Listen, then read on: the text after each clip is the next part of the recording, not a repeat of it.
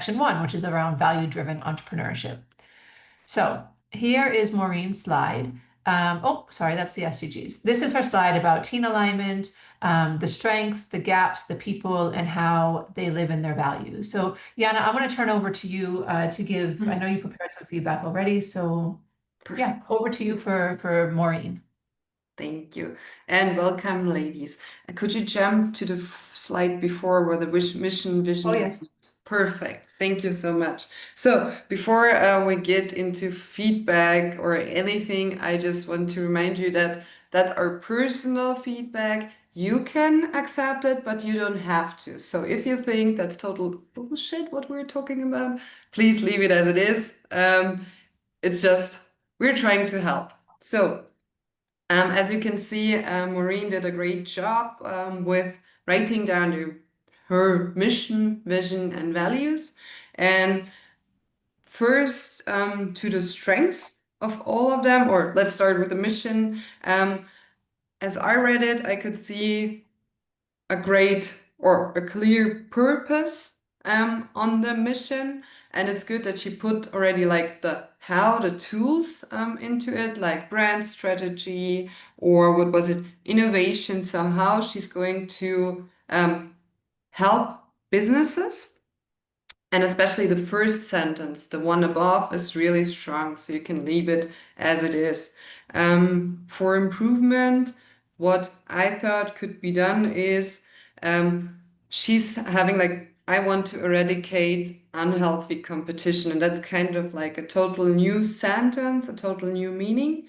And maybe it would be easier or more understandable if she turns it around and puts into we want to promote healthy competition and maybe combine the two sentences into one. So yeah, no, sorry, just to let you know, Maureen just entered the room.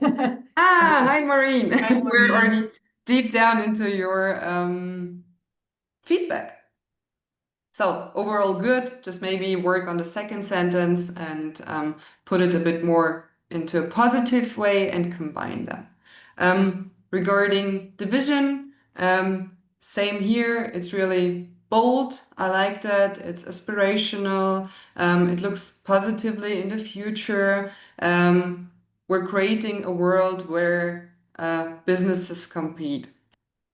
Another positive thing is that you put the SDGs already into your vision, like added them. Maybe you can just kind of choose one or two SDGs that you could, or well, am I running techniques for integration of SDGs? So which SDGs are you working on?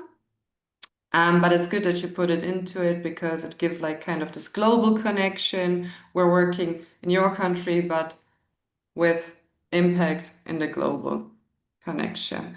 And again, here for improvement, maybe try to simplify it and combine it so it's a bit shorter. And you've written, we envision a future where everybody will adopt. That's kind of like very broad. Maybe try to focus on your industry or your ideal customer, for example, just like focus it some more regarding the group. And regarding the values, well done. They're pretty good written, understandable. And what I thought, but you can think about it just to like size it down a bit. Choose 3 to 5 and focus on them rather than like having a lot of them into it because you can't probably put them all together every day. So maybe focus on 3 to 5 values. Yes. Any additional feedback, Danielle? No, I think you covered everything that I wanted to say also, just to, make sure that your statements are written in a positive way rather than, eradicating and getting rid of stuff. Like positivity is great, shortening them a little bit. And I totally recommend the same thing that Jana just mentioned about just picking your top 3 values so that you can really make sure that you're embodying those, not just in your like your day-to-day activities, but also in everything that you do going forward, whether it be the way that you work with your customers, the way that you deliver your service or your product. It becomes easier when you have like 3 that you really, really stand for rather than making the list too long. Fanja has raised her hand. Fanja, go ahead and you can unmute yourself if you have a question. Yes, please. Yes, please. Thank you. My question is, when we write the values, do we need to give that explanation like it is written here, like as Maureen did, empathy, we understand and share feeling of our customer. Do we, because when I did my values, I just put the list of values, so that's my question. Yeah, it's okay. I mean, just having the list is a helpful starting point. I think going into this detail, like Maureen has done, is useful because then when you're communicating it to other people, whether that be to your team or to your customers or to your partners, it becomes very clear on what it means specifically to you. Because to be fair, like all of these values, we know what the meaning of empathy is, or we know what the meaning of integrity or accessibility is, but the nuance of it is going to be specific to how you operate within your organization. So if you can go into that detail, I think it's helpful. Okay, thank you. You're welcome. That's perfect. Thank you. And for the next 2 slides, actually, I've looked into it, but I didn't have too much improvement in this reflection framework because that's really individual for your team. And I think that's a good way to kind of look for additional team members. For the next slide regarding the SDGs, I had the same with the values. It's probably better if you focus on 1, 2, 3 SDGs in your business and try to align with them and work onto them. I mean, they're part of your vision already. That's perfect. But try to focus on 1, 2, 3 and not like 8 because you won't solve all the problems we have in the world. But anyway, the descriptions are really good. I like them. Yeah, same for me, Maureen, just to try to limit that down a little bit and just focus on the key ones. You may also find if you put too many, and this is a general comment for all of you ladies, if you put too many, you may find conflict at some points, right? Like you may want to be focusing on gender equality, but in order to run your business in the most effective way, maybe you can't. Maybe in order to provide clean water and sanitation, there's an impact on gender equality. I'm making things up here, but there is sometimes that give and take. So if you can really choose the top 3 that are the most important for your business, I think that's a better starting point than having all 8. It's not a check mark exercise where we're trying to tick off all the boxes. It's really about embodying the ones that are most important.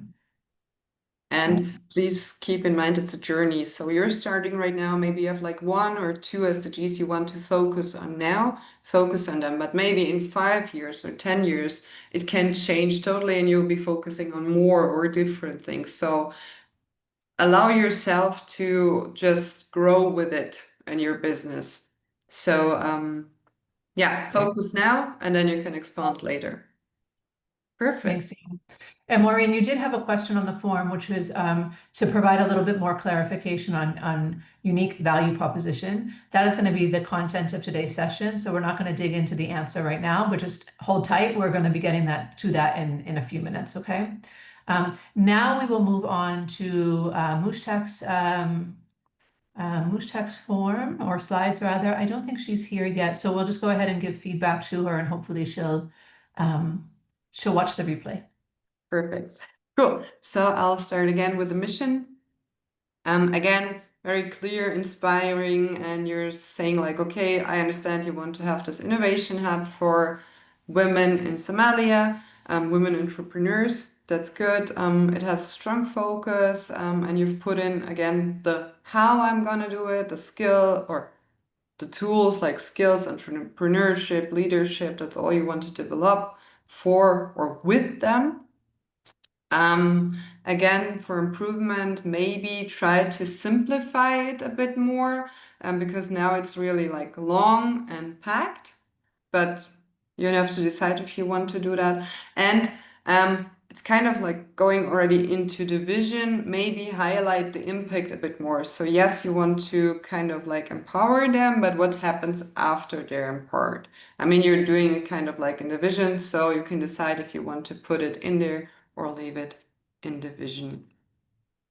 For the vision, again, clear, bold, nicht bold, aspirational, focus in women leading. So that's kind of like the impact already. And I didn't have actually much to improve in here. That would be like high level complaining. Like on a really high level, and values is actually the same. I like that they're connected to the mission. And again, here maybe like it's 4 or 5, as I remember. Maybe focus on 3 of them and try to live them daily. So that's actually my feedback. I like that very much. Yeah, I liked this one a lot, Mushtaq. I think that your vision and your mission and your vision are both very bold statements, and I enjoy that. I enjoy seeing businesses stand for such big things. Just as Jana said, maybe just shorten them a little bit so that they land with more impact, and just cut down the number of values, like we also mentioned to Maureen. All right, we can now go to the next slide. Yeah, same again here. Team alignment, it's really individual. I've looked through it. I liked the statements, and I hope again it gave some more clarification on what you have and what you need. And just a comment on the people that we need, and this might apply to other ladies as well, based on what you put into your form. You've mentioned, Mushtaq has mentioned here, a financial strategist or advisor, a business coach or a mentor. Remember that not everyone that comes into your business needs to be a full-time hire. Some things you can maybe take on as a part-time person, and we'll talk about this more in future sessions when we get into partnerships and team building. But you don't always have to make a full-time hire. You can bring some people on as contractors. Sometimes you can even bring people on in more of like advisory board positions so that they're supporting you without necessarily needing to receive financial compensation. But think about how you can plug the gaps that you need within your team without having to maybe outlay so much expense. Yeah. All right. And then the last slide for her is on SDGs. Yeah, nothing actually to add. I saw like you've chosen 2 SDGs. That's pretty good. So you can focus on them. I think they align as well with the vision, mission, value statement. Nothing to change. I think you can start with them and then just look at it later on. Yeah. Yeah, this is great. I think 2 to 3 max is a perfect number. All right, fantastic. Thank you, ladies. Remember, every single week you'll be able to, every single week that we have training, you'll be able to submit homework and get feedback like this. So just remember to fill in that form, and we will, of course, remind you within the WhatsApp group. But anyway, without further ado, I am now going to hand over officially to Jana, who's going to take you through today's training topic. Let me stop sharing my screen so that she can share hers instead. Yes. And we will shortly answer the questions as well, the last few ones. Oh, yes, we forgot about this Of question. I have them as well on the screen. I have them. Let me pull them up. Okay. Sorry about that. Nice. I got so excited. So Mushtaq actually had some really useful questions about the content in general. So her first was how to practically integrate values into day-to-day decision-making and team culture. Thank you. So obviously with those 3 questions, we could do another session. So we're packed with a lot of theory and psychology, but I tried to shorten it down and give you some like quick wins, what you could do to practically integrate it. The first one, write your values down and put them somewhere where you can see them. You in your team, like maybe put it on your desktop background, put it on your wall, and for others as well, put that on your website, your email signature, for example. So you can kind of like see it day to day, and maybe when making decisions, just take a quick glance at it and just be like, okay, that's my values. Then another, to have it like more in your team, obviously discuss the values in your team, but to keep them in mind during team meetings, for example, use your values as a check-in question. Check-in questions are usually good to just like bring everybody together at the beginning of the meeting and be like, okay, maybe your value is innovation. And then you can be like, okay, in the team check-in question, what's something new we want to try this week, for example? And everybody can answer and just like kind of brainstorm. So use like this check-in or check-out questions to work on your values.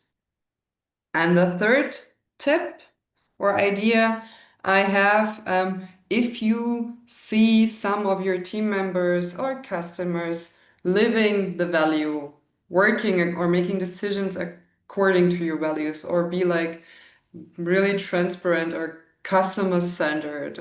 If you see something like this, call it out and celebrate it and be like, oh, my colleague Sandra, she did a really great job and with, I don't know, having a really innovative idea. I'm making things up. But if you see it, try to promote it and give like positive feedback, because everybody likes to get positive feedback, and I like to, or I'm trying to work better after that. That makes sense. So those are like 3 tips I had for day-to-day practical integration. Those are perfect. Cool. The next question that Mushak raises is, what are examples of organizations that successfully live their values, especially in early stage growth? So I've looked into, again, our Vasi Vision, the glasses manufacturer we had last time, and they've started, or one of their values was, for example, sustainability. And the beginning of them, or their business, was to source recycled plastics and materials. So that's how one example on how they started living according to their values.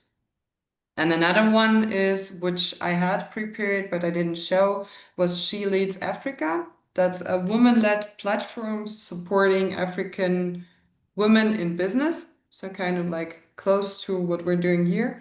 And their value, for example, was in the beginning community. And what they did was they've created all their contents, or like most of their contents, together with their customers. So African women in business. So that's kind of like how they try to put their value into their daily work. So I cannot answer how you can do that for your business, but for example, if you have accessibility as one of your values in your business, so you want to make your contents accessible to anyone, try and offer, for example, free resources or a free Q&A session, something you can like kind of give access to everyone and maybe make money with the later coming on stages. Or if customer centric is your topic, try to, as She Leads Africa did, create your contents together with your customer. Choose 1 to 2, 3 favorite customers and be like, okay, let's get some feedback. Let's work on what's your problem. How can I help you? Yes. Good. And then her final question is a super important one. How do we keep values intact as we scale and bring in new people? Yeah. So again, 3 tips that you can hopefully use. Put your values into the job description. So try to already describe it in a way that people that could fit to your values are already like, okay, I like that. I want to work there because, not because their product is so nice, but because I love their values and how they make day-to-day decisions. And then again,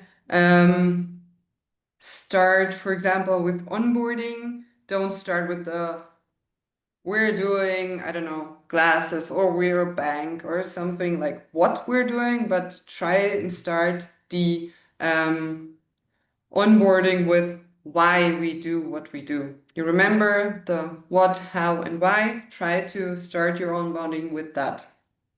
And then I just saw the chat, but I didn't read it. But reminder cards, I love that because that totally goes into my next tip is create like a small guideline, reminder cards or whatever. What is your value in action? So just some examples for new people who are coming into your team. How do we make decisions? How do we do meetings and stuff? So kind of like make some guideline, short, simple, and maybe funny for them to keep by their side. And most important, you're the business owner, you're the leader, you're a role model. So if you don't live by your values, why should your employees do that? Yeah, super important point there, Jana. One thing that I would add that I have found to be super useful, not only in my own business, but also with my clients, is where possible, have team building days where you take your team outside of the day to day and it doesn't have to be elaborate and it doesn't need to be like you go to some fancy location and you spend a ton of money, but just take your people out of the office and interact with them on a personal level. It doesn't mean that you have to share all your nitty-gritty internal secrets, but it does build up that rapport and that camaraderie within the team, and it lets people get to know each other outside of the office space so that they can work together better. But if you are able to, at some point in the future, do a more organized team building day where maybe you bring in an external facilitator who can support you with this, these are great ways to continue to reinforce the values within your teams and also to hear from what's actually happening on the ground. Because the more that you step up in your organization and become a leader, the less you'll be preferably the less you'll be involved in the day to day. So you might not even be hearing some of the stuff that's happening on the floor and on the ground. And so these are opportunities for you to also get more involved with your team and to hear the reality of what's happening and to see if there needs to be any sort of tweaks or changes or reminders or reinforcement to make sure that everyone is playing the way that you want them to, you know? Yeah, Maureen shares nice rapport is very important. It's super important. All right, so let me now officially hand over to Jana. I know she's been doing a lot of talking anyway, but she has a lot of great content to take you through today.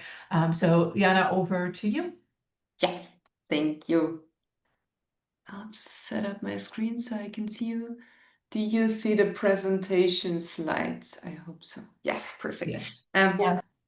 I don't have you on full screen, so if there are any questions, please just interrupt me. Perfect. So let's start with today's session. Today, we're going to craft your unique value proposition. That was one of Maureen's questions from the homework.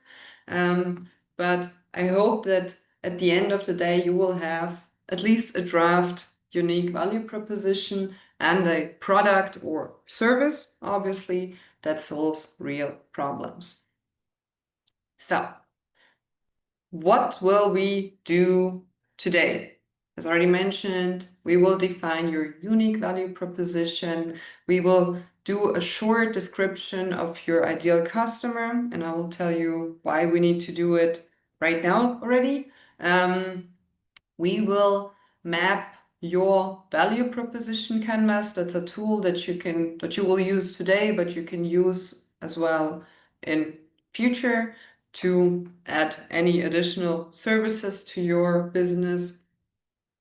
We will try to align your product, your service with a real customer pain. As Danielle said in the beginning, we want to solve real problems and not just make up any cool ideas, nice ideas, but nobody's really ready to buy it because there's no pain or no thing it's solving. And then the main goal is actually to prepare a unique value proposition sentence for your pitch deck. So you can talk to customers, talk to investors, anyone else, and tell them in one sentence what your business is about. So we're talking more about the how and what today. let's start with the unique value proposition. What is a unique value proposition? As I said, it can be one simple sentence which explains what you're offering in your business. So what is your product? What is your service? Who it's for? So who's your customer? Not everybody, not all women in, I don't know, Germany in my example, but like a specific customer group. Why it's valuable? So what value are you giving to your customers additionally, and why it's different? So what makes you different from your competitors? Because you have competitors, as we already or always prepare our startups with, and they are like, oh no, we're the only one on the market who is having the solution. There's no competition. That's to like 99%, that's not true. So you always have some kind of competition, and you need to kind of state why you're different, why you're better, why you're faster, why you're more individual. But we will get there. And then in here is like one simple unique value proposition formula, which we will answer at the end. Obviously, you don't have to follow this sentence structure, but it helps to kind of like structure your thoughts in the beginning and then work from there. So what we will have at the end of today's session is we help my ideal customer who has a problem or a pain or a job he has or wants to be done by our solution, whatever we're having, so they can and give them an additional benefit.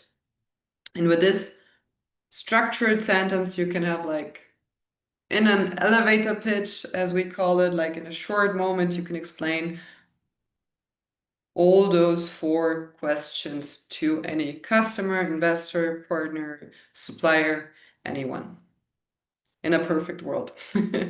So let's start. Obviously, I won't be telling you like, okay, write that sentence and we're done for today. No, we will try to get there step by step, because for each green field you want to answer, there's like some thought process behind it, some decisions to be made, and we will try to get there step by step today.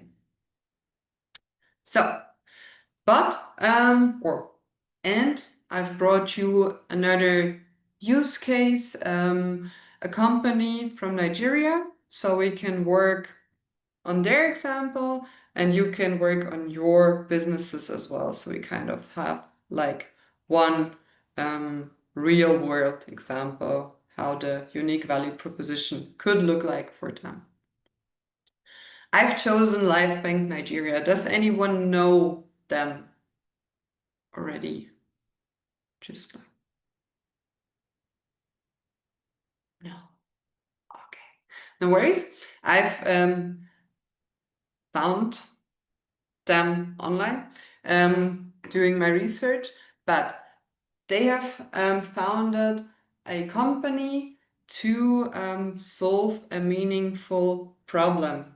LifeBank is a health tech company founded by a woman from Nigeria, and her main business is to deliver life-saving medical products really fast and reliable, so can save lives.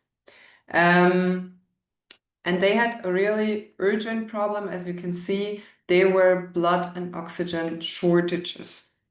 So they found this problem and wanted to stop it and to solve the problem with a technology-based logistics solution. So what they're doing right now is in 24/7, like anytime, they can serve hospitals in Nigeria with blood, oxygen, vaccines, and medical samples, and often in under 45 minutes. So where there's an order, they can deliver it in 45 minutes. And how they do that, we will get into it later on. So just so you know, okay, their core business is to have a fast logistics and supply hospitals with needed medication, blood, and oxygen. And their sample unique value proposition could sound like, we will get to it step by step, but it could sound like we help hospitals in Nigeria, so that's their customer. Then the problem, so the hospitals in Nigeria who struggle with blood shortages, that's their main pain or the beginning of their business. By their solution, LifeBank provides a 24/7 medical delivery platform. So that's their solution. So the hospitals, the benefit, can save lives faster and more reliably. Not only faster, but can save lives at all. So again, unique value proposition. If we read it through, I've taken a note. We help hospitals in Nigeria who struggle with emergency blood shortages by providing a 24/7 medical delivery platform so they can save lives faster and more reliably. So in one sentence, you kind of have the whole problem solution statement. So exactly. How do we get there? As I already said, we first need to think, who's our ideal customer? You will have, as I remember in the whole BIC Africa schedule, a dedicated marketing session, and you will talk about the persona a bit more. But for today's exercise, we need to kind of like have a short version from that. And we will do that in a second. What is a customer persona? That's a fictional but realistic representation of your ideal customer. So not a general demographic like women in Africa, but not as well only one person, your best friend who seems to be your customer as well, but kind of like have their traits together and do one fictional that puts it all together. So what you're doing is you're giving them a name, you're giving them goals, you're giving them a job description, you're giving them some struggles they're working on. So kind of like, who you're talking to in all your business development, in all your marketing, in all your website, you have kind of like one fictional person in mind. And this helps you, as we can see in here, to focus on what your customer really needs. So if you have, for example, Sandra, that's your ideal customer, you know where she's living, what she's doing, what struggles she's working as. And if you always keep her in mind, you can focus on her needs and not on what you're trying to do. So focus or being customer centric. It helps you as well to make your marketing and product design more specific and more individualized for your customers so they can find themselves in your marketing materials, for example. It helps you to build empathy if you're working for a specific person. If I'm trying to help my colleague or my customer Sandra, I'm usually more into it than any other person I don't know, for example. So it helps you to build empathy. And obviously, if you know who you're doing it for, it helps you to improve how you talk about your business and to whom you're talking to. So you kind of can focus on your customer group and be really specific about it. So in total, if you know your customer well, it helps you build the right product, it helps you build the right service, and it helps you to write a message that they can understand. So we're trying with a clear persona, we're trying to answer the questions, who are we building this for, or who are we creating this for, and as well, what do they really need as your customer from you, so they are happy and are buying from you again and again and again, for example. So let's go back to our life bank example. As you can see, I've created a picture with ChatGPT. It's not a real person, and that's totally fine because we're talking about a persona.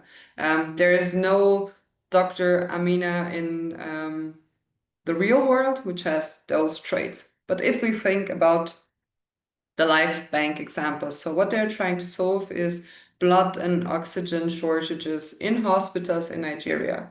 So their customer persona could look like this. They gave her a name, that's Dr. Amina.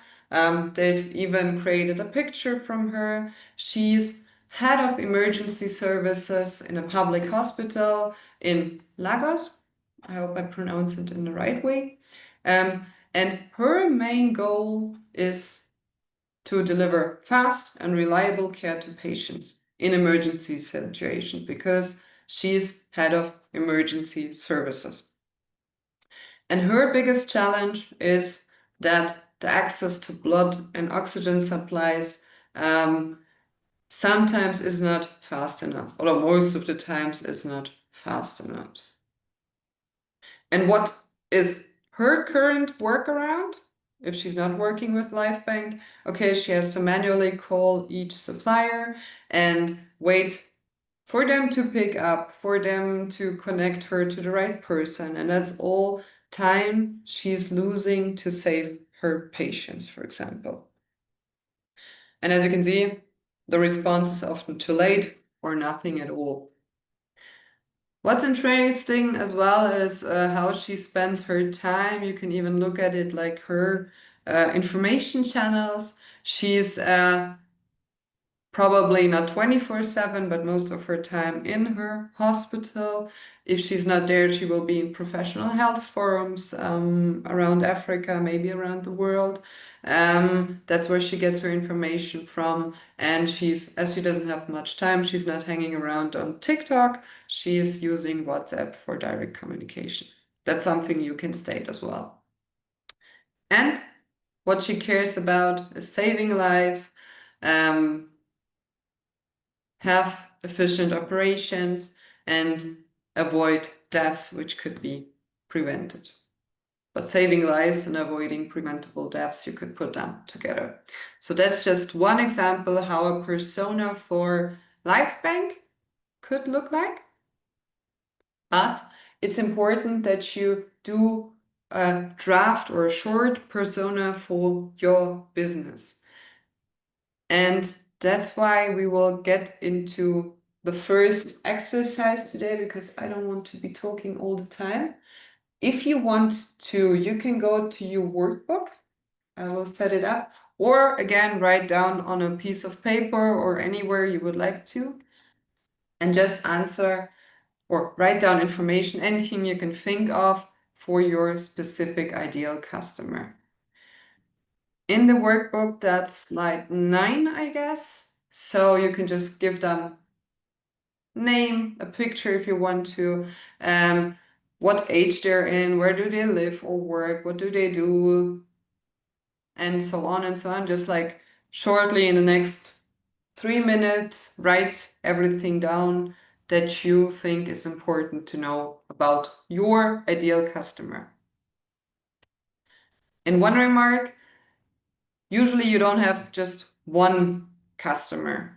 You have a lot of different customers, but think about one ideal and focus on one to do the exercise today, because depending on each persona you have, you can have different value propositions, different marketing materials. So we will try to focus on your most important or the one you're choosing today. So we're focusing on one. Cool. I will start a timer. And please use the time to work on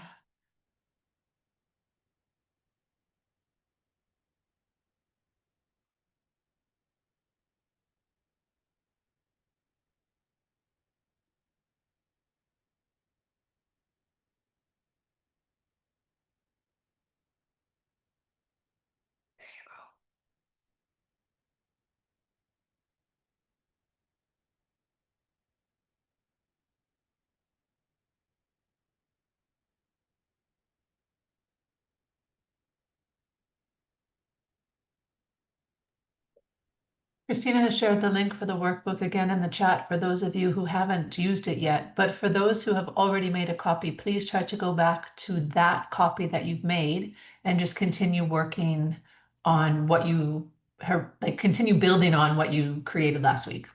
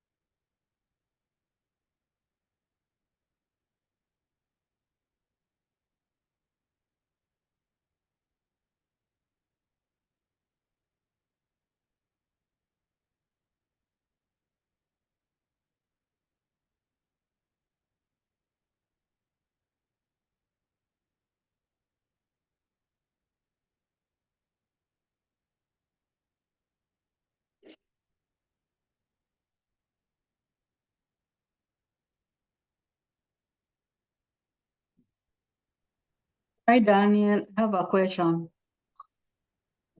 Sure. What about if your ideal customer is an institution, like a school, a hotel? Yeah, great question. How So Yeah. there's two ways to look at it. The first is that there's still going to be a person within that institution who's making the buying decision. So when you think about your persona, you can make the persona of that person. What are the characteristics of that person? What type of demographics do they have? What are their pain points, etc. Even though they're sitting within inside an institution, they're still that individual. And the second thing is that you'll want to write down information about the ideal institution. So it will be a couple of additional questions than what's on the workbook, but really start to put some parameters around what makes the best type of institution that fits into your ideal customer. So for example, is it a corporate? Is it an NGO? Is it a government institution? And that way you can also be very clear about who you're targeting. Jana, anything to add there? That's perfect. That's totally the answer. You're always selling to people, like there are people behind it. And sometimes you even have in institutions somebody who's an expert you want to sell to, but there's another the purchasing department before that. So they are making this decision at the end and buying from you, but you want to kind of like in the ideal world, you will be addressing both of them. But you need to focus on one group and then, but keep in mind that there's as well a purchasing department, for example. It's like a multi-sided market and it gets really complicated. That's especially in business to business markets. So if you don't have a customer who's buying directly from you. But yeah, always a person behind it in any institution. Thank you. You're welcome. Cool. The time's up. I'm so sorry that it's not enough time, obviously, but we want to just kind of have a draft and then you can refine it during the sessions. But is there somebody who wants to share their persona? Oh, we have already one. I can take that, Maureen. Your ideal customers are oil and gas manufacturing companies, financial institution, manufacturing firm, real estate, hospitality, and aviation. What they do, business activities, where they are, office, seminars, conferences, exhibition, and other events. So that's a great example on what we've discussed right now. Try to focus right now on one ideal customer. Obviously, you can then just go on and spread it to the other ones, but right now we want to focus on one person. And just make sure if it's an oil and gas company, for example, that's who you want to address. Your ideal customer is Steve, who's making the decisions in the oil and gas company you're trying to address. And then write down the persona for Steve, for example. We have a hand, Selam. Selam, is that right? Selam? Do you want to unmute yourself? Can you hear me? Yes. Yes. Yeah, it's Salam. Thank you for giving me the opportunity. I just wanted to present my persona for PLAFCO. So just to give you a high level of what PLAFCO is addressing the challenge of inaccessibility of dairy alternatives in Ethiopia. So as a persona, we choose Beza. Beza is a lactose intolerant, a young 29 years old young profession. She is a gender expert and a community trainer. What she does is she gives out trainings and then she design different curriculum for gender related topics, and she's well spoken in public events and public trainings. Her dream is to teach community on gender equality and also to promote well-being. Her biggest frustration is that she can't access milk alternative in Ethiopia, and she has like the imported are very expensive and also ingenuine. So those are her biggest frustration. And what she's doing currently is when she travel to different countries, she bring imported milk alternative or ask her friends to bring them for her. And sometimes seasonally, she find these alternatives in supermarkets. So that's how she's solving the problem currently. How she spend her time, she uses Telegram, which is very famous in Ethiopia, and WhatsApp and LinkedIn to like for her works and project as well. And offline, she loves to, I mean, she is majority of time traveling, and also she likes to grab coffee with her friends. So I Perfect. wanted to hear your feedback, and yeah, thank you very much. Thank you. Did you do that in 3 minutes? Uh, No, I did yeah, that before. she's our repeatable customer, so I talk to her very often. That's why it was a bit easier, I guess. Yeah, perfect. Now that's a good example on how a persona could look like, because I think that you had the same feeling that you kind of like get to know that person and you can really imagine who she is, maybe how she looks like, what she's doing. So your imagination starts to work and you're like, okay, I can imagine that's my persona. And for her, you can now, in the next steps, go on and work on her or deeper on her problems, jobs, and stuff. So you can like kind of create a perfect service or product for her. So you kind of like try to get into, is that correct in English? Get into her skin, like kind of like have an empathetic relationship with her and then create your services accordingly. It's a really good example. Thank you. Maureen, you have raised your hand. Would you like to unmute yourself?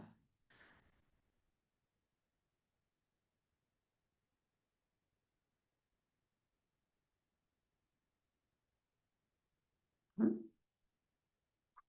no worries. Ah, There she goes. Go ahead, Maureen. You want to mute yourself? Yes, everyone. I think your connection's a bit. yeah.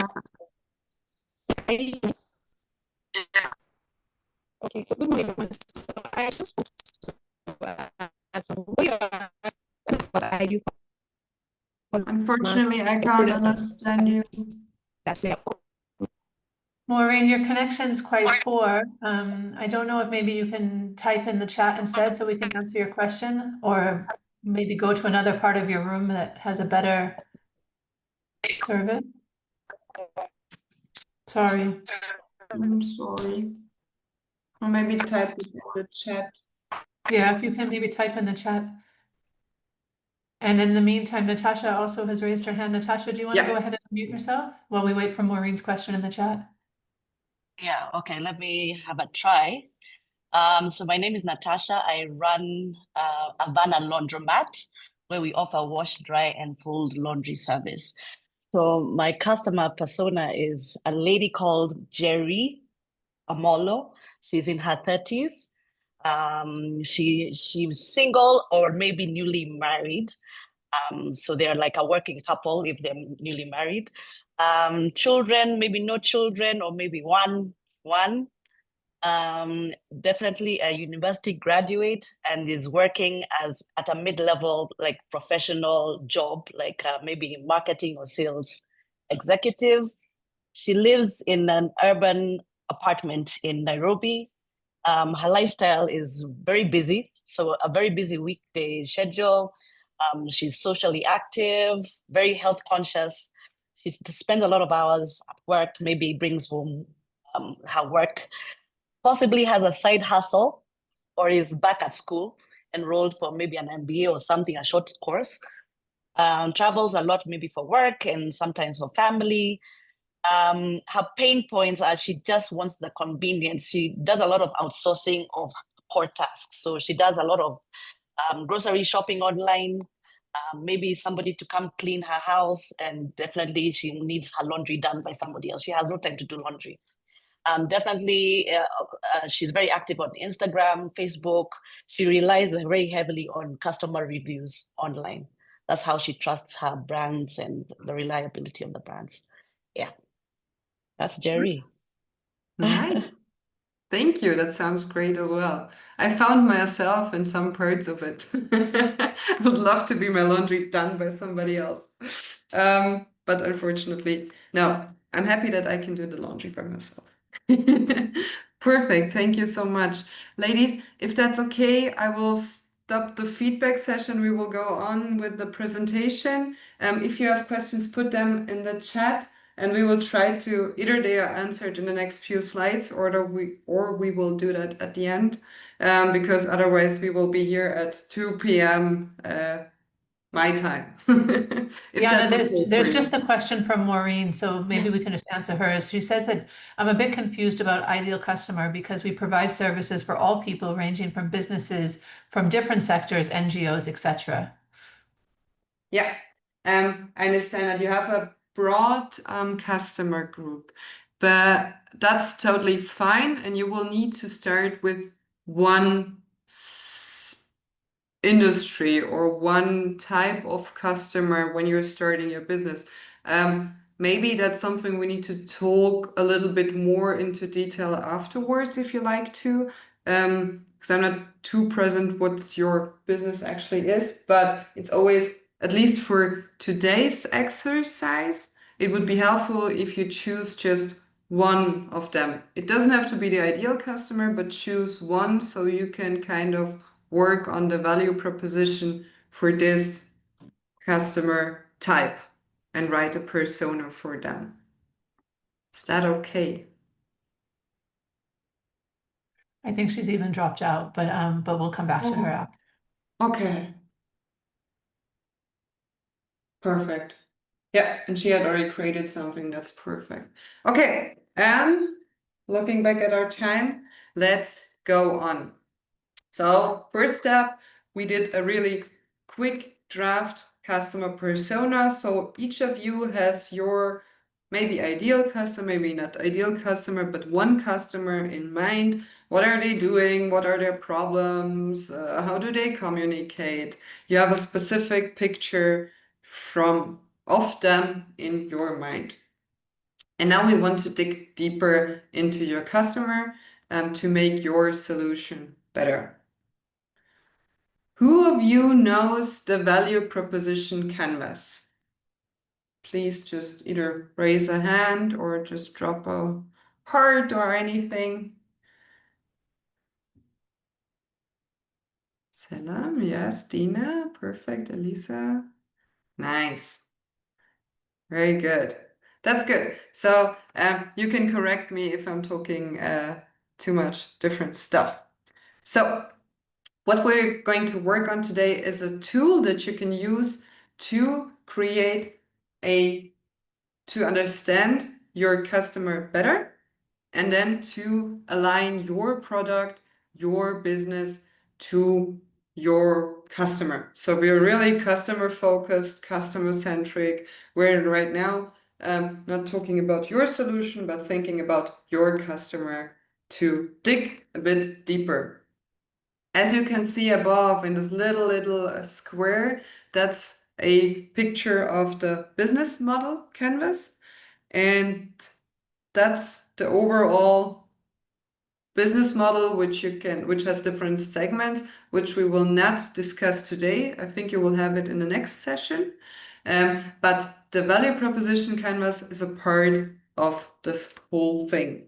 So we're digging into the two sides. Usually with the business model canvas, you can see two parts. You always start with the right side, the customer segment. And you can see that picture is not from me, that's from Strategizer. They made it up, the business model and the value proposition. So you always start with the right side. You have your customer in mind. For example, Dr. Amina for LifeBank.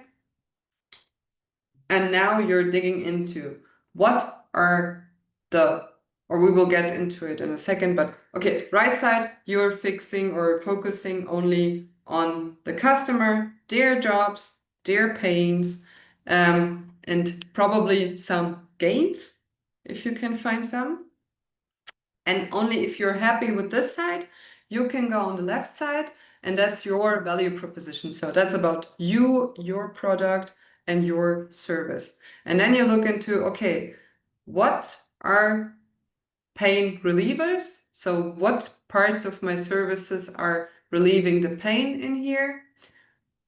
What products and services do I have at all, which can fit to this customer? And then some gain creators. So what parts of my services can create or align with the gains? So 3 steps in total. First, customer side, then your service. What do you already have? Maybe something what you can add to your service, and then connecting them both. So what we want to do is at the end match customer expectations with your service and have a problem product fit, and hopefully a product or a service that's useful for a customer and that they want to buy from you, and that makes you better than your competition, or faster, or more individual. So we're trying to find a problem that needs to be solved to your customer. But we will go through each side step by step.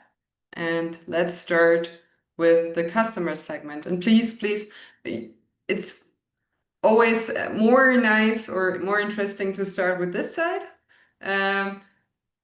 to list all your nice services and products and any other things you have in your service.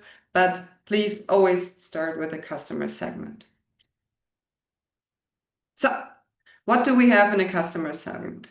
First, we have some jobs to be done. We're trying to answer which tasks are relevant in the context of their role. So, for example, with the doctor, she has a job, she wants to save lives. And the second job could be that she wants to make sure that there's always enough oxygen and blood in their hospital for emergency situations, and so on and so on. So you can kind of like collect every job this person has. Some of you mentioned a persona as well. They have kids, for example. Maybe a social job could be as well. I need to make sure that I don't lose my job because I have kids to feed. And they're kind of like dependent on me. I don't know, making things up. So kind of their jobs. Then we look into their pains. So what prevents them? It lists him, it should be her in our case, but what prevents them from fulfilling their jobs? Maybe there's something frustrating. Taking a phone call all the time, or taking your phone and calling all suppliers in the region could be a really big pain because it takes a lot of time and it's not satisfactory at all. And gains could be, what would his job look like if everything went smoothly? So those three parts are important if you want to get to know your customer better. And I've prepared some more information on those three parts as well. So customer jobs, if we look into it, on the right side of the customer segment, as already said, it can be a task, or it is a task that the customer wants to complete. So, and we differentiate here in three different states or functions. First, we have the functional jobs. There's a specific task. Make sure that we have enough oxygen and blood in our hospital. Then, or any other thing, I want to save lives. Or in your cases, functional jobs, I need to get my laundry done. Fine, I need fresh clothes, clean clothes. That's my functional job. There's nothing else I want to do.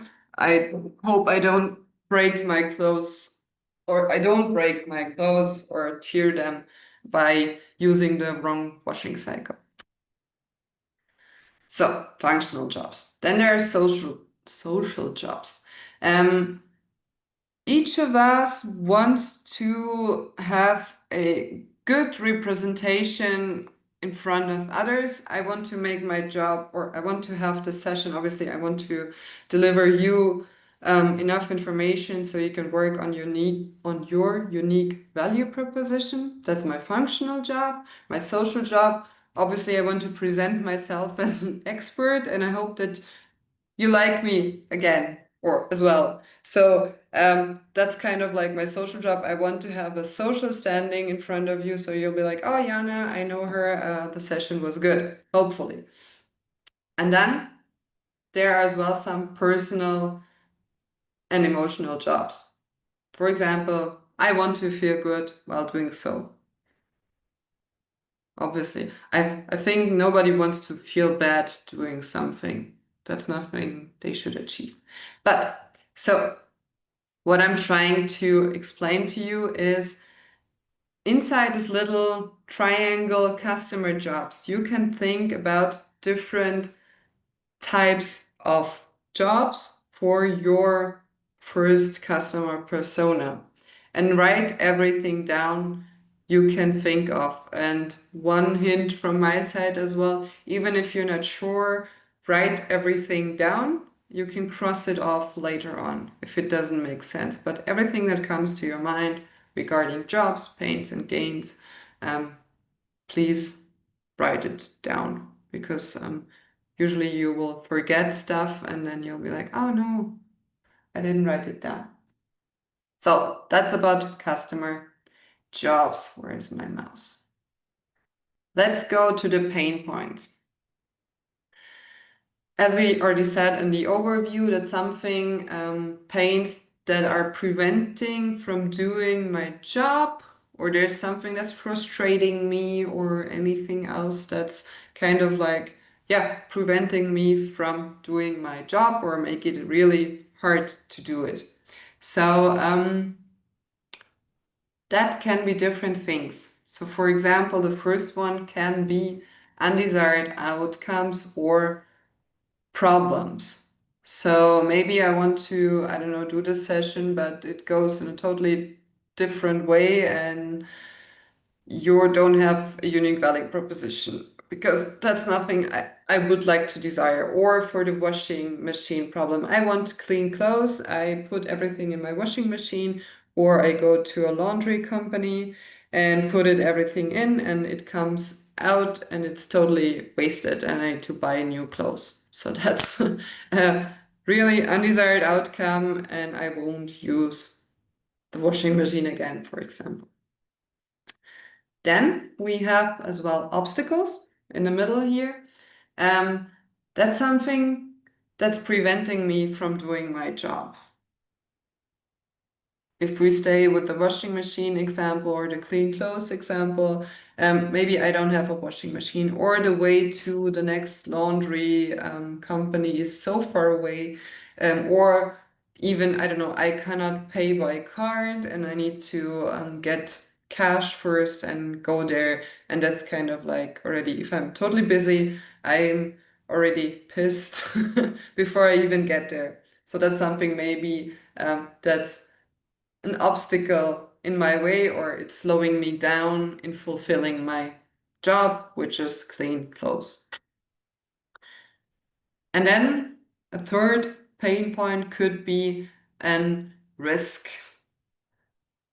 something that could have a negative impact while doing my job. Or if we go back with Dr. Amina, she could maybe, her job is to get blood and oxygen and have it really fast in here, but maybe there is a risk. She found somebody who is willing to give her or supply her with the needed materials and the needed medication, but there is something, I don't know, a wrong information or something, and it can be dangerous for the patients because it was the wrong blood type, or there is some other wrong medication. So there is a risk that maybe she can get the medication fast or the blood fast, but the supplier is not good enough. I don't know, or there is some mistake that's happening. So that could be as well a pain point.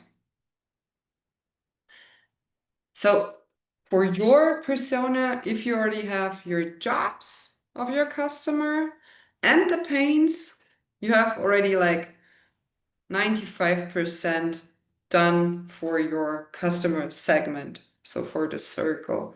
Because with the gains, usually that's something you need to think a bit more into, and it's harder to find, but sometimes you still find some gains, which can be anything that your customer can additionally benefit from. So you're not trying only to make their jobs easier, you're relieving their pains, but maybe you can find something in your service or anything that could surprise your customer, for example. So we have like 4 different examples of gains. Required gains, something that needs to be there in your solution because then it doesn't work. Expected gains are relatively basic gains that we expect from a solution.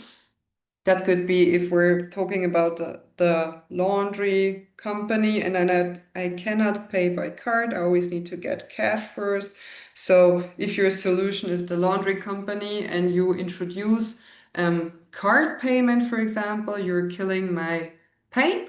That's perfect because I can go there and just pay by card. And maybe a gain could be even more that you're introducing, I don't know, Apple Pay, for example, and the customer doesn't even need to take their wallet with them and they can just pay by phone, for example. That could be a gain that I'm not expecting, but Yeah, I could be expecting it, but in this case, I wouldn't expect it. So required gains, expected gains. Exactly. The Apple Pay function would be an unexpected gain because I would be like, okay, I can pay by card. Oh, now, nice, I can pay even by Apple Pay. So, as I already said, with this gains, it's really kind of like hard to find them sometimes.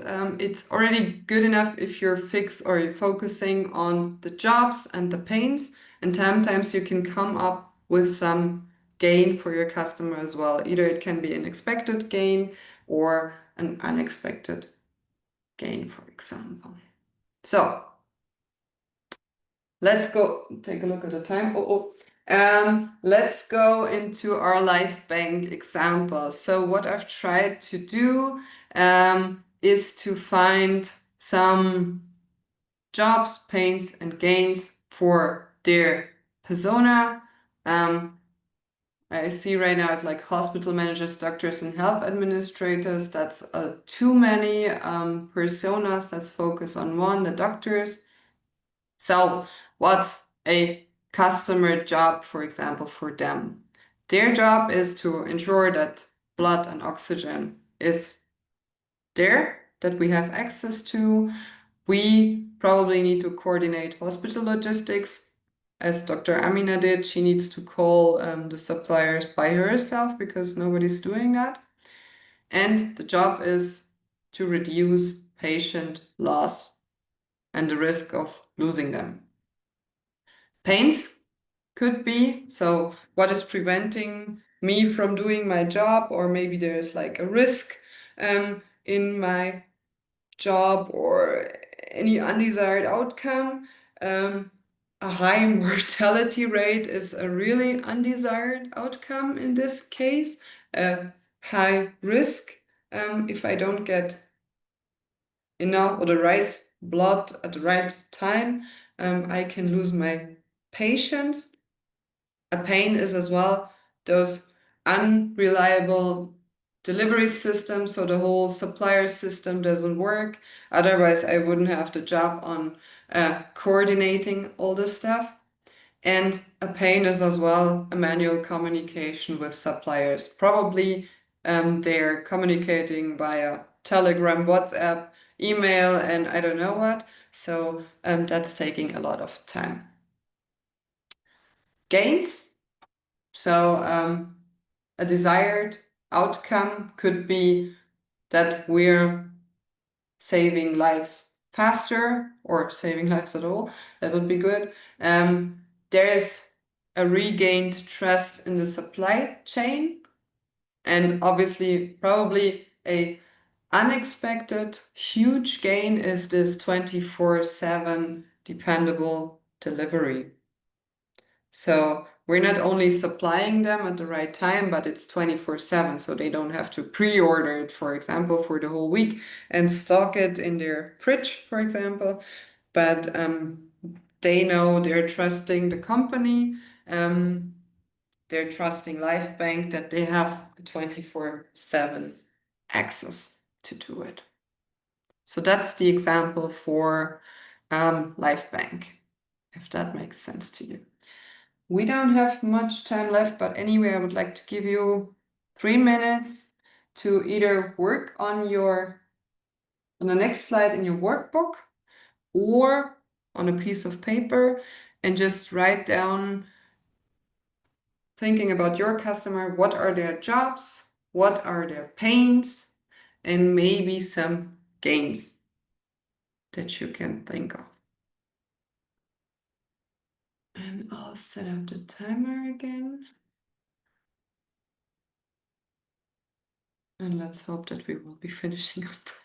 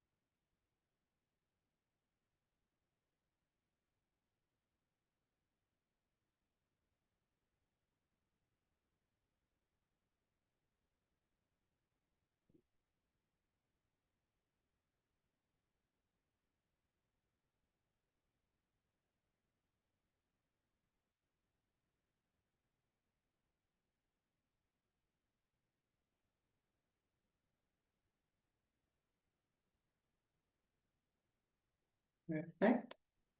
So, looking at our time, I think we will just go on with the next one so you can work on your product side as well.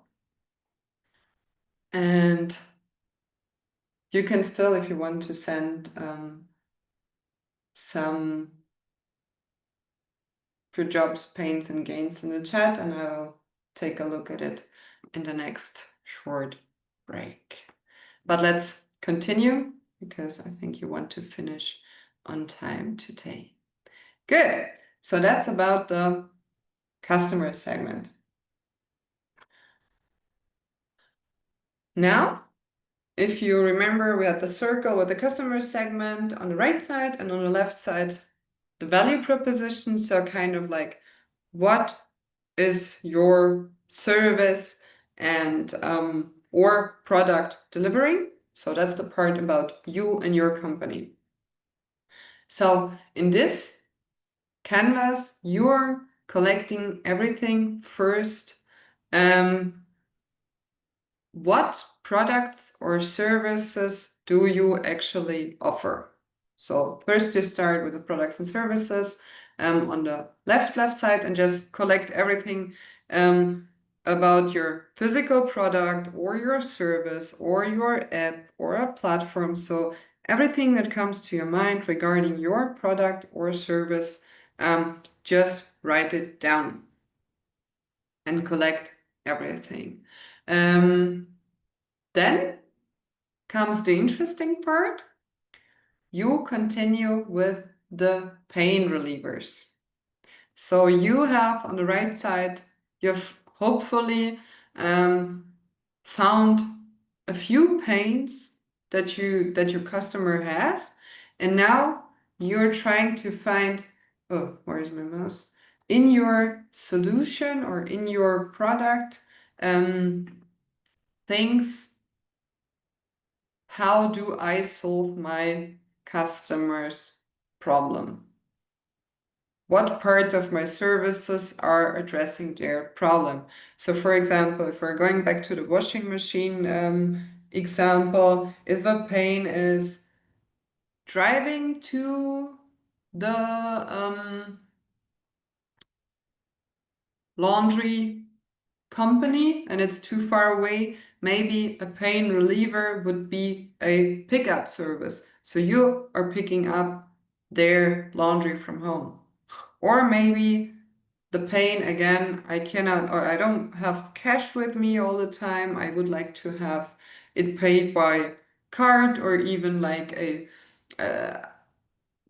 prescription service, or how's it called, like monthly payment. So I don't even have to think about paying you as a customer. Maybe that's a pain. I don't have time to think about payment. And your pain reliever is to install a monthly fee or the credit card payment, whatever it is. So you're trying to look into your solution, into your product. How do you relieve the pains of the customers? And then the third one, if you have some gains, try to find parts of your service where you can state, okay, now I can fulfill the dream, the need, whatever. How can I surprise my customer and find parts of your product or service that works on that. So actually pretty easy, but you need to be, oh, sorry, really, what happened? Sorry. Really sharp in writing down your pain relievers and gain creators. So again, in the LifeBank example, if we look into their value proposition, what are the products and services that LifeBank delivers? It's the 24/7 medical delivery platform. It's a mobile and web ordering system, so the hospital can easily order by phone or their computers, and as well maybe something, an inventory tracking and routing software that you can provide to the hospitals, so they can easily even track their inventory and know exactly, okay, we have so much of this medication, we don't need to order it directly. So pain relievers could be that we're reducing their delays in emergency care, we're solving their, you remember, manual ordering via WhatsApp or Telegram. So that's disappearing, and we're avoiding mismatch between what we need and what is supplied, or maybe what is even in my inventory. And again, gain creators, you remember the gains, that's a bit more difficult. It saves life faster. We have a really easy ordering and real-time tracking, and again, reliable logistics, and probably reduced waste because they don't throw away too much medication, or even, I don't know, blood that they don't need.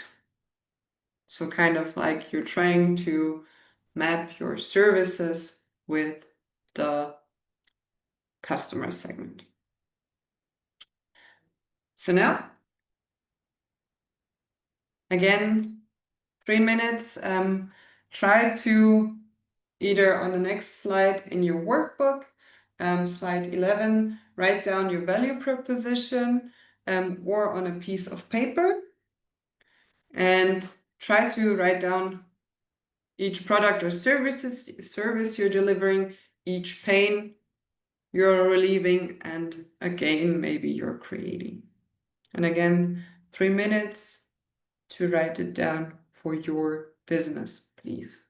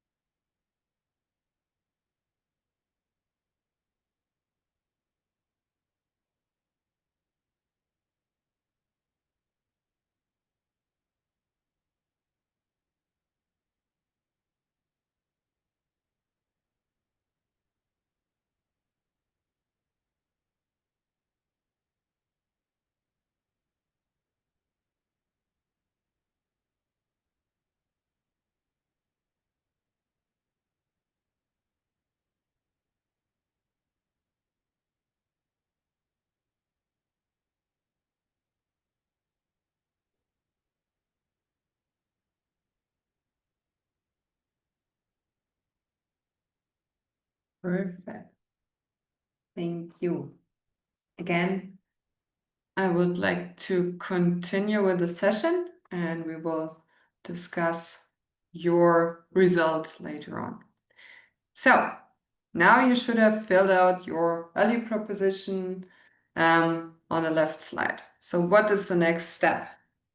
We have now a persona, we have the customer segment, and we have the value proposition. And now it's really, really important. And in the best case, your products and service fit exactly to the pains and jobs your customers have. So you kind of connect them directly from the pains, just draw a line to the service, which is fixing their problem. And in best case, you have for each pain, you have a solution on your side. But that's typically like the 150% case.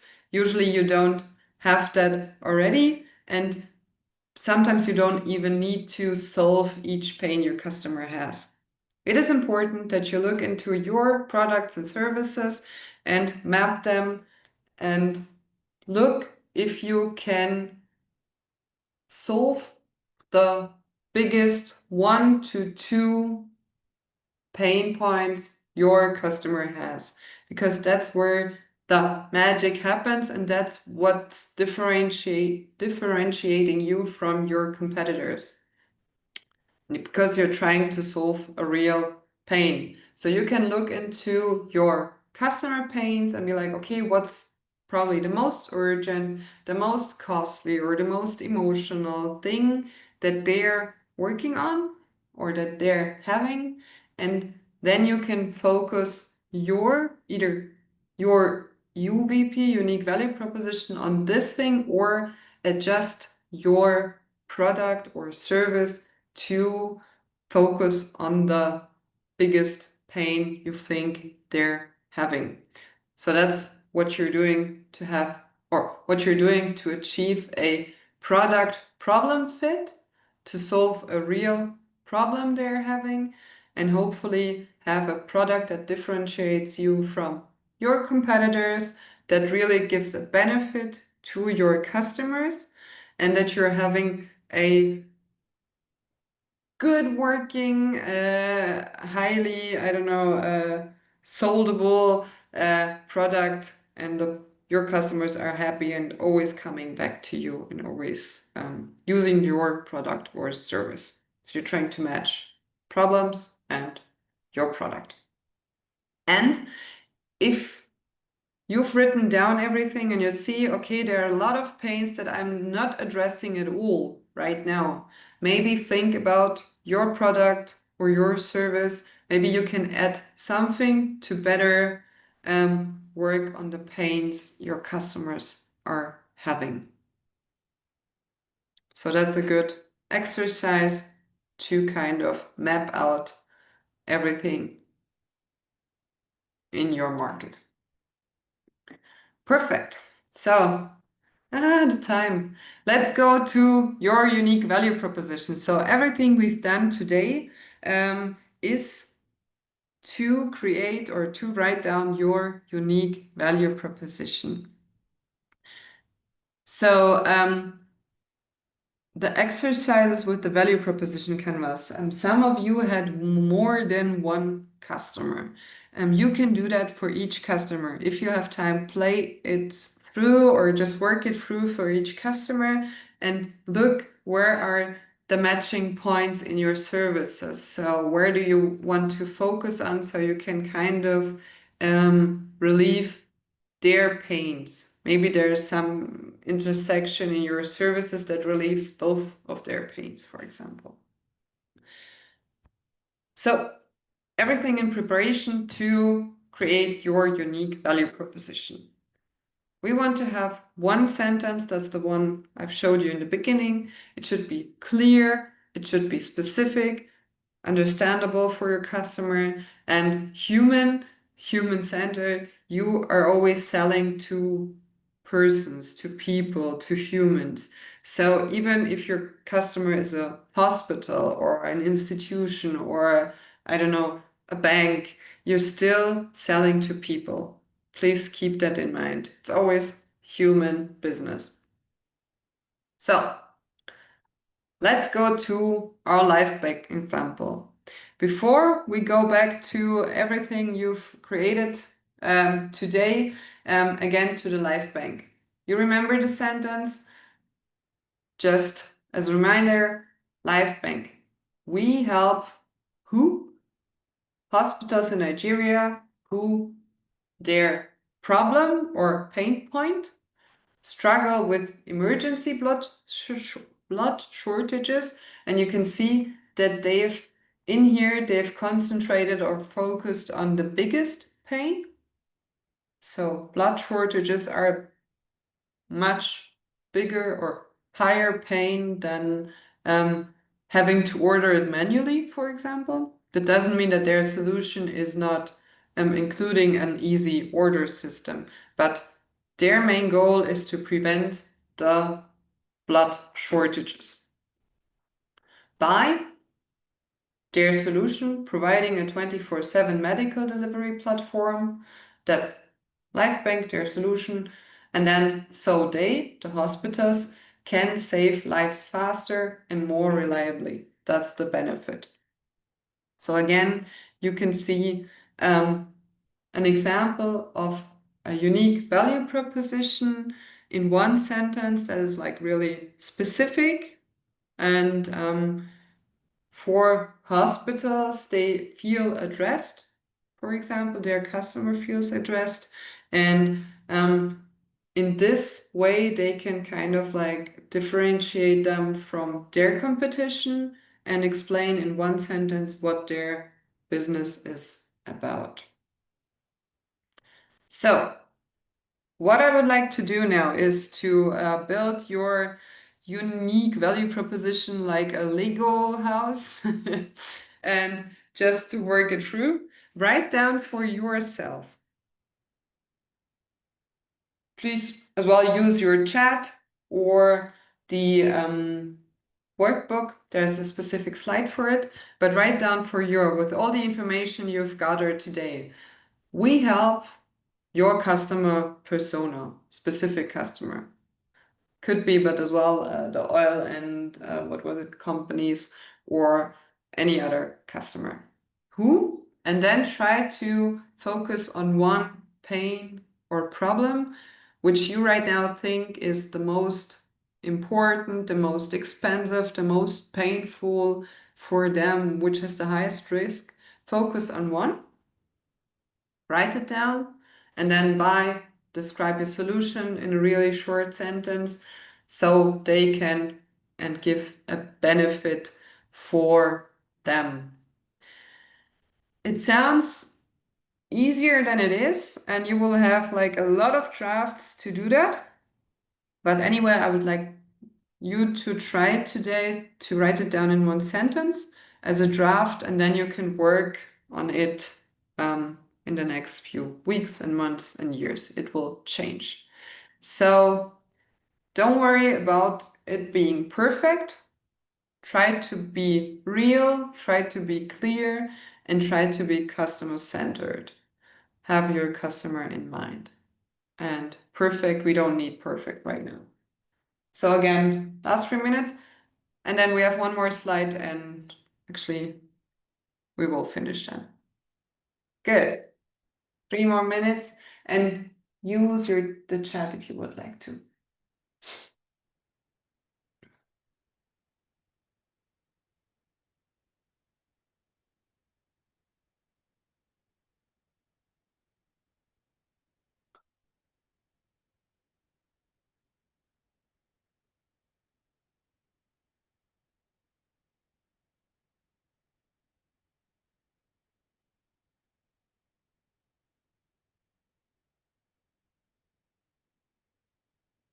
It's already good, the ones you've put into the chat.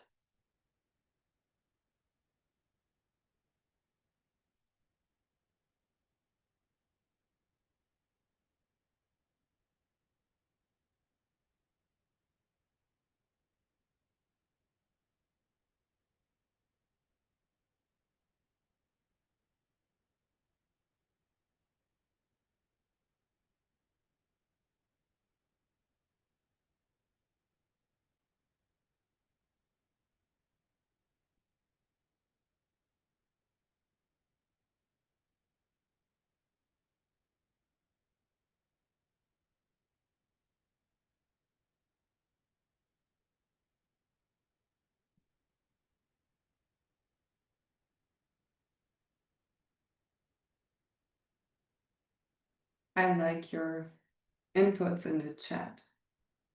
It's great.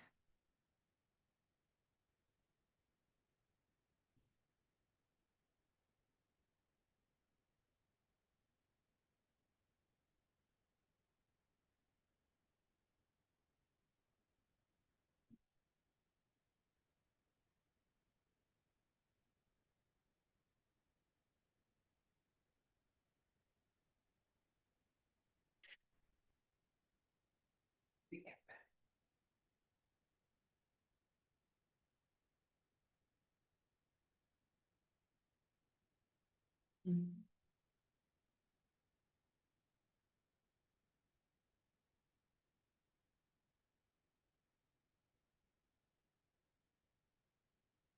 Thank you so much for sharing your value propositions.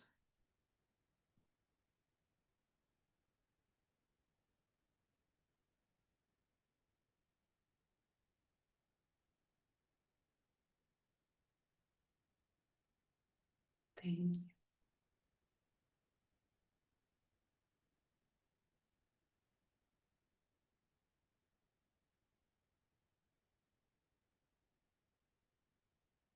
Cool.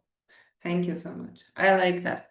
I hope in the next, when somebody in the future or in the next few days will ask you like what you're doing, you can be like, okay, that's my sentence, and they totally understand what you're doing. And be like, I'm in.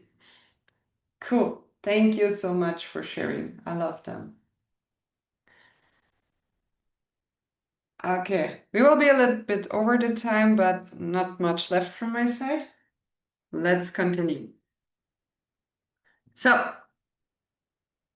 I hope that you could kind of rework your customer, their pain points, and your unique value proposition, and kind of have like a basis where you can go on in your business and can just kind of like improve or adjust your services or your value proposition so that you can have an even better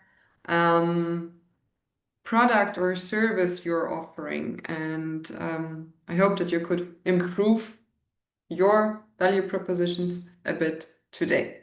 But what's next? So what we've done today is obviously you did or we did all by ourselves. We just made some assumptions. So we think that my ideal customer has this and this and this pain, but that's what I'm thinking they having, and I'm trying to solve them. But that's the first step in being customer centric. The next step would be to validate these assumptions. So talk to your customer and ask them, are those really your pain points?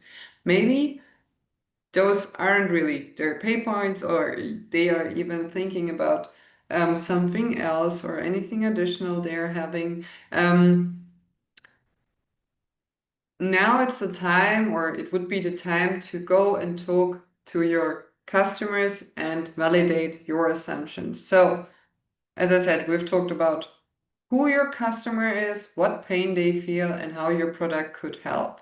But that's everything you've made up in your mind. Now, obviously, you know your business, but it's really important to talk to your customers and try or validate your assumptions.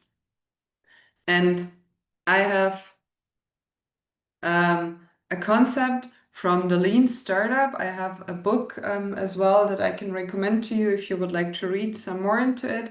But the basic methods in the Lean Startup method are build something, a prototype, a assumption, a value proposition canvas, for example.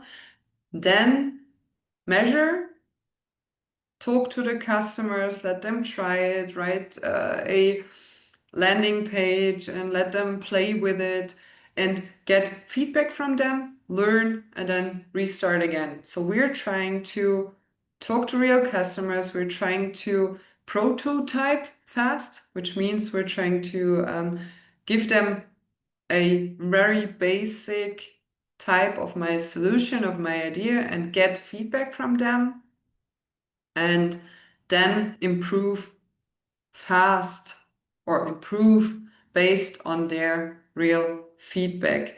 And the more basic your prototype is, the better. For example, regarding the LiveBank solution, how could they talk to their customer and explain them their services? That could be, for example, a short video they've created where they explain how the situation is currently and how they're trying to solve it. Or maybe have a drawing of their landing page or the customer journey they're trying to write down. So kind of like a basic visual representation to talk to the customer and be like, okay, what do you think about it? Do you agree? Is there anything I've forgotten? So it's really important that you talk to your customer in the beginning. And the easiest way without building prototypes and all this stuff is to just call them, meet them for a coffee and ask questions. Do an interview and be like, okay, please talk a little bit about your pains. What is preventing you from doing your job in a good way? That's the book. Wow, that's really not a good picture, but The Lean Startup, Eric Ries. If you would like to get more into it, I can recommend that book. It kind of gives you an example how to improve fast and build customer-centered products.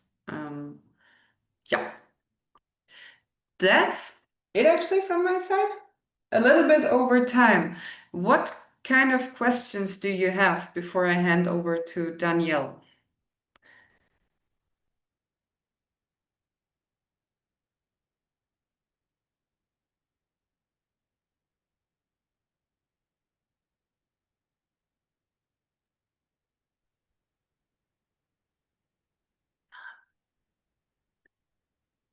That's okay. If you don't have questions right now, please feel free to write in the WhatsApp group if you have questions afterwards, or again, in your feedback, if you're submitting your homework, we will discuss it then next time. So thank you so much. Thanks, Jana. If you can just stop sharing your screen and then I can do my side. There we go. All right, that was a lot to cover, and it is going to be an iterative process for you ladies as you continue to work through your business model over the coming weeks. So I know we're over time, so I don't want to keep you all very long, but what's coming next? As with last week, your homework is to complete the relevant sections of the workbook for today's topic. So this is going to be section 2. If you haven't made a copy already, then please do so. You can go to File, make a copy the entire presentation and rename it with your name. And if you have made a copy already, then please try to edit the one that you've already made so that you have everything in one cohesive place. Once you have finished the relevant section, you will fill in the same form that you filled in this week, and I'll need you to submit that by 12 p.m. East Africa time on Monday to qualify for review of the content. So as you saw at the beginning of the session, we go kind of deep into what you've created and we give you feedback on what you've put together. If you want to be considered for that review, then please submit by 12 o'clock on Monday, and then I'll put everyone's name into a randomized picker, and then I'll share the results with you in the WhatsApp group. And yeah, Mushak, I know that you joined us late today. You were selected for a review. Please watch the replay because Jana and I still gave feedback on your submission, even though you weren't, even though that you weren't here. No, we don't have a one-to-one session today. Nai, it was just today's session. When we say that we're giving you personalized feedback, it still is happening during the session. It's not going to be on a one-to-one basis unless you apply for mentoring, which I'm going to remind you about in just a minute. So all of the sessions are here with us as a group, and the feedback that we give to you is still going to be in this group. So Mushtaq, I know that you weren't here, but please watch the replay in the first 10, 15 minutes or so. We do give feedback on your submission. Every week, I will be selecting 2 participants to receive a review for the relevant section that you've now completed. So next week, we'll be reviewing just section 2. We won't be reviewing the first section for you, and we'll go like that for each of the subsequent training sessions. Now, one final reminder about mentoring. Today is the final day to submit your motivation letter to Christina. Applying for mentoring, we have received a number of applications already, or motivation letters already. If this is something that you want to take advantage of, then please go ahead and submit that motivation letter today.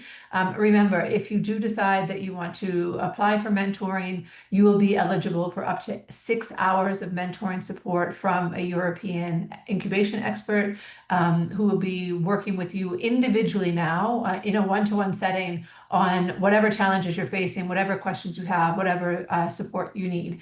But in order to be eligible, you need to submit that motivation letter. And then in addition to that, you will be based on the criteria for the number of sessions you've attended and how active you've been during these last 4 sessions. So please, please, please take advantage of this opportunity. It is super valuable, really getting someone's eyes on your business very deeply and being able to build that strong relationship with someone who understands what it is that you're going through. All right. Finally, our next session will be next week, same time, same place. Next week, we will be welcoming Christelle as our lead trainer. So we will be saying farewell to Yana as our trainer, although you'll probably still see her face in subsequent sessions during the course of the next couple of months. But next week, we will be talking about the how. So we are now going to be designing your business model for scalability. Today, we talked about your value proposition and your customer segments. Next week, we'll be digging much deeper into what you're selling and how that is fitting the need of your audience, your customers. All right, some useful links. I think you ladies have these all already, but just in case you don't, the Google folder will have all of the recordings in it. If you're not already in the WhatsApp group, please join it. Christina popped the link in the chat earlier today. Alternatively, you can open up WhatsApp right now and scan this QR code. And otherwise, we will see you ladies next week, same time, same place, for our next training session. Thank you all so much for your participation today. Thank you again, Yana, for these 2 great sessions, supporting these ladies as they build out their businesses. And yeah, take care. Have a great afternoon and an amazing week ahead. Thank you, Thank you. ladies. Thank you so much. Thank you. Bye bye. Bye, everyone. Bye. Bye. Bye bye. Thank Until you. next time. Thank you, everyone. Bye. Thank you. Bye. Thank you. Bye.